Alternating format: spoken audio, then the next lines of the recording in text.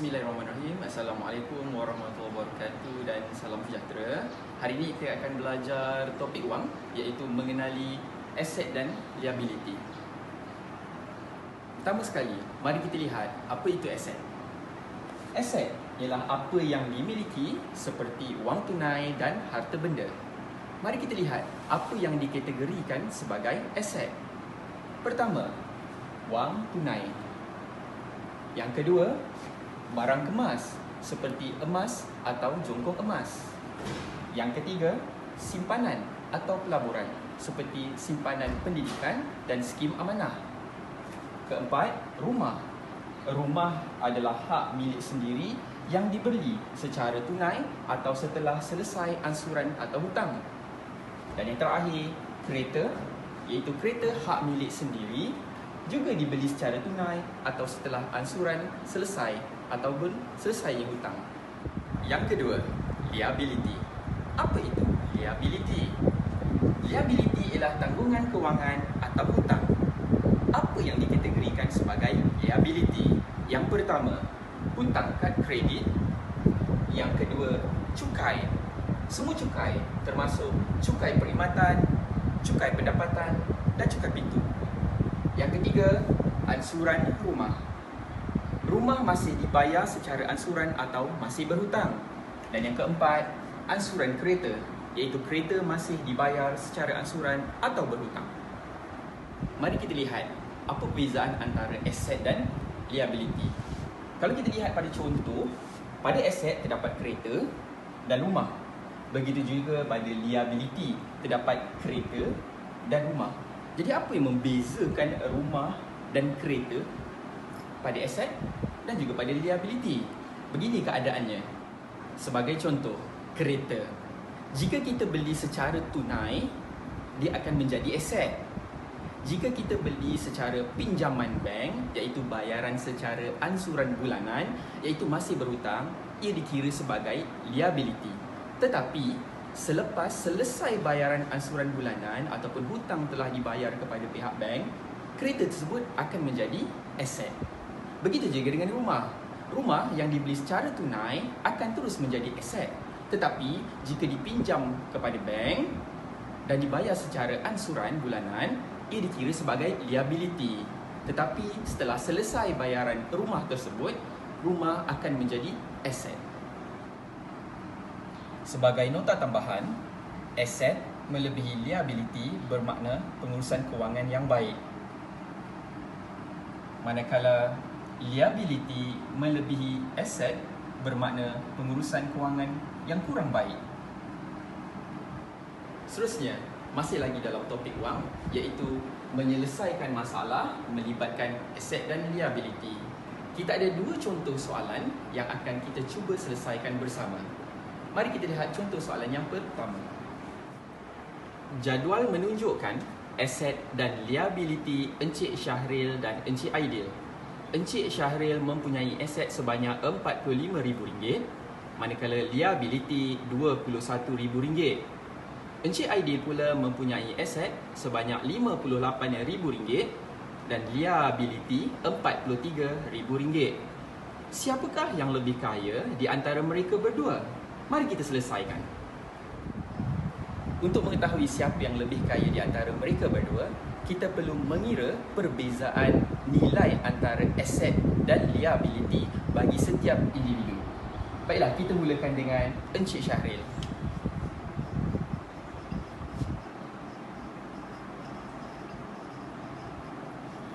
Okey, Encik Syahril mempunyai aset sebanyak RM45,000. Manakala liability-nya ialah RM21,000. Jadi beza antara aset dan liability bagi Encik Syahril ialah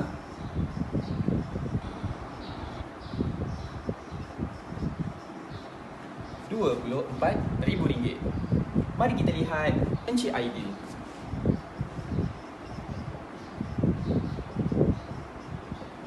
Encik Aidil mempunyai aset sebanyak RM58,000, manakala liability-nya ialah RM43,000.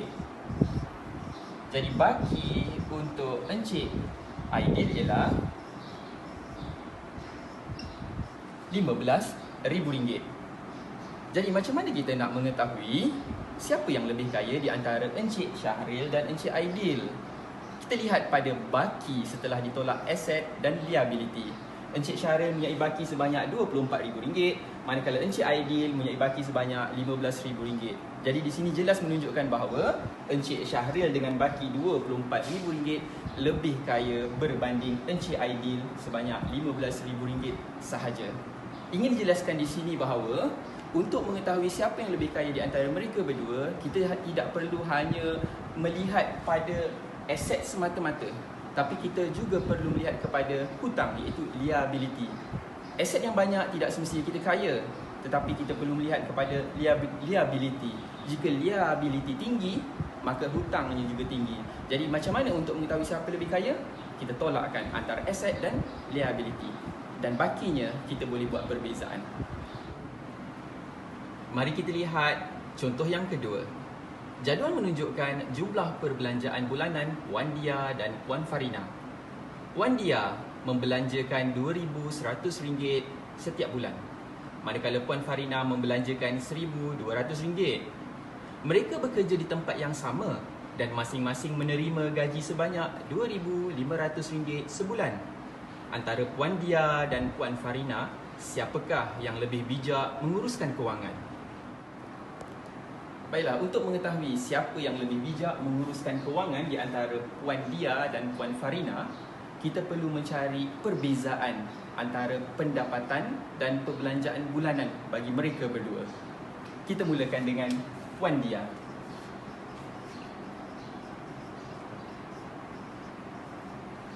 Baiklah, gaji mereka sama, iaitu RM2,500. Ini merupakan gaji bulanan mereka, iaitu pendapatan mereka. Tetapi Puan Dia membelanjakan sebanyak RM2,100 untuk sebulan. Jadi berapa baki gaji Puan Dia? Baki gaji Puan Dia hanya RM400 sahaja untuk sebulan. Kita lihat Puan Farina.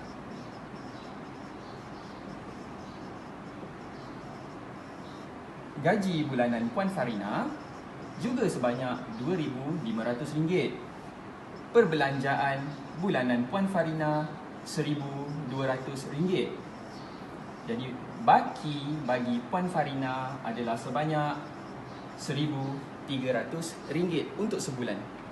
Jadi di sini dapat dilihat Puan Dia mempunyai baki gaji bulanan sebanyak RM400 sahaja, manakala Puan Farina mempunyai baki gaji bulanan sebanyak RM1,300. Di sini jelas menunjukkan Puan Farina mempunyai lebihan gaji yang lebih tinggi berbanding Puan Dia. Jadi di sini juga menunjukkan Puan Farina lebih bijak menguruskan kewangan. Di sini membuktikan bahawa Puan Farina mempunyai tanggungan kewangan ataupun hutang ataupun liability yang lebih kurang berbanding Puan Dia.